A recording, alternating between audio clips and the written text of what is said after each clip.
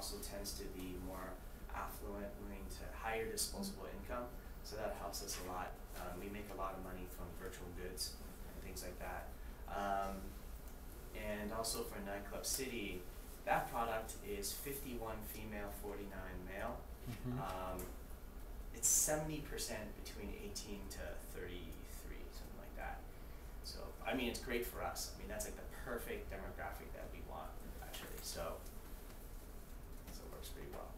Is there a recommendation function in MyTown? Can you give your opinion on locations? Yes, you can give tips, comments on any place that you check into, and you can even give comments on places that you've bought. So you can actually browse your friends' properties, 10 different properties, and be like, oh, I can't believe you like, this restaurant. I hate geese au or whatever. Yeah, so you can say that. Could we imagine in the future, we talked about that in the last week, a mix between TripAdvisor and MyTown and all the. Yeah, I mean, there's always like a lot of really great ideas that you can intersect.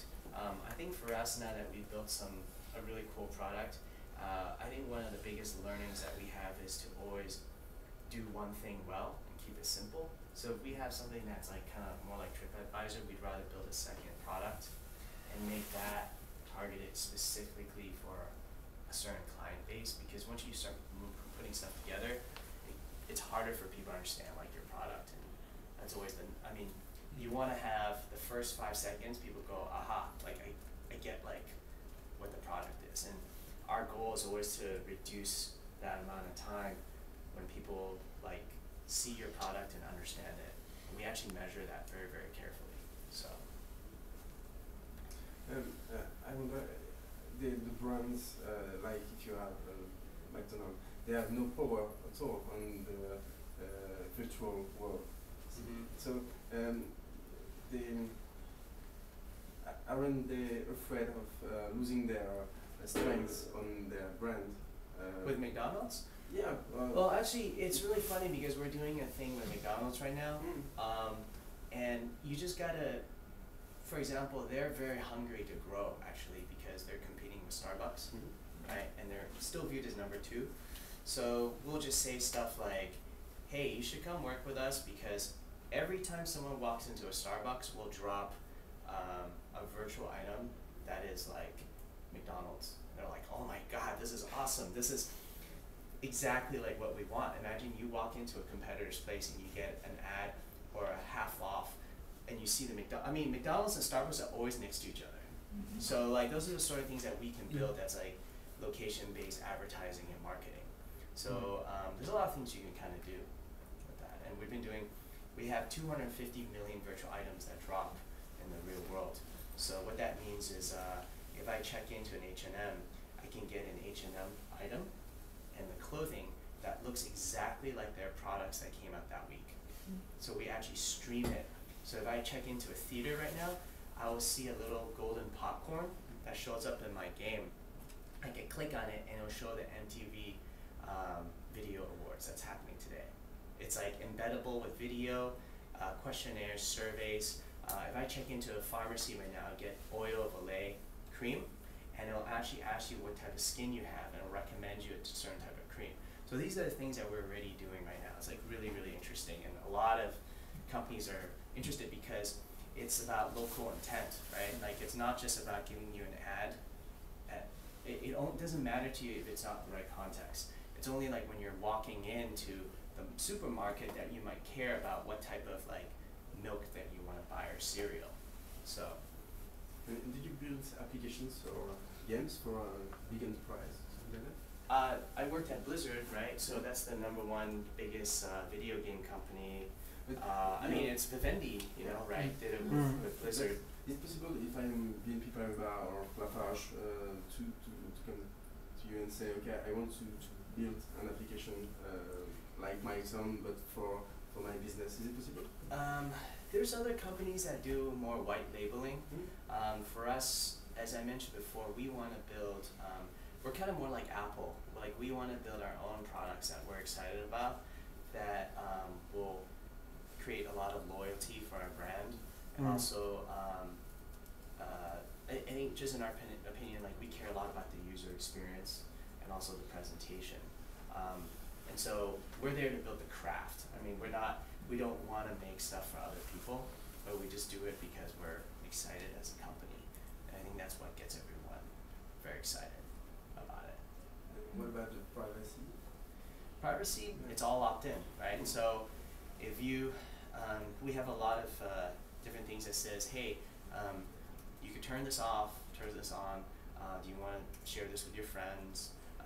It's all opt-in. So if you don't want to do it, then you don't check in and you don't publish that you're on Facebook publishing it. So I think we're pretty secure, and we also, of course, have a terms of service that you click on, right? So it tells you exactly what happens when things occur. So, and people agree to that inside the app, and when they download it, it's also on our website. So there's really no way that if you're using the app, you basically have to agree to our terms of service for privacy. So cool. Do you ever get people that don't agree to the terms of service, or would there be any way you would know that? If anyone would have, do you think people ever read the terms of service and say, no, I don't like that, and stop? Well, and I don't know if you naturally know. I think that's like that for like almost like everything out there.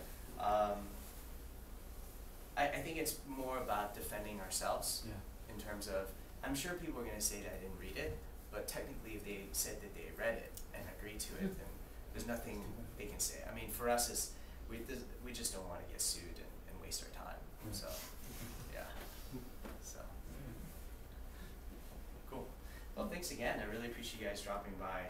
Apologize that, you know, we weren't that prepared. So, but you guys are here for just a couple days. Did you guys go to WWDC, or did you guys go to that? No, that's not so much in our line of interest. You've got a lot of people from large businesses who are trying to work out what the web and social media can do for them within and with customers. And a couple of us here just get really groovy ideas, so we know what's going on. Well, I think the biggest one is like I think social media right now. I think that if you guys are large companies, I think the biggest takeaway is if there's a way that, I think that's why you guys have immersion labs, right? Like, you have to give a different set of incentives for a smaller group of your employees to be able to do something that's going to be very, very cutting edge. But it has to be a different set of incentives. And the results may never show until maybe 2-3 years later. And it will never push the needle for your company, right? It's never going to make the money yet. But you look at companies like Blizzard and some of these bigger guys, at some point they'll either have to buy another company that can do what they can't do inside their company, or they had invested a couple years beforehand to do it. And any product that you create now, at some point it will kind of go down like another different life cycle. So I'll give you a great example, like Blizzard, they make really large like games like MMOs, and they make tons and tons of money, but you know that money's not gonna like last forever, right? They're making $2 billion.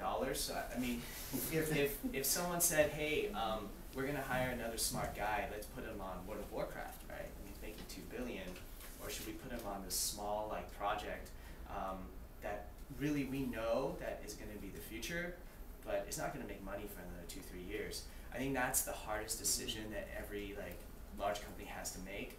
Is it's not going to show up yet, but it's going to like turn up later. And if you give that person the incentive, like, hey, we're going to give you do an awesome job and whatever, then you're going to get like some sort of like extra profit or bonus based around that. They're very incented, but they live and die by that. So basically, if you don't do well, then you basically don't make any money or something like that. So you really create that very strong like startup mentality, even within a large company. At some point, all those learnings are going to carry over to all of your other products, and people will know because they had to like survive. Like for us, because we're a small startup, necessity is like the mother of invention.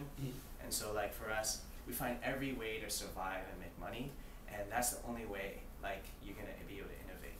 So when there's no other choice left and no resources left. So we had very little money like when we first started. When we worked really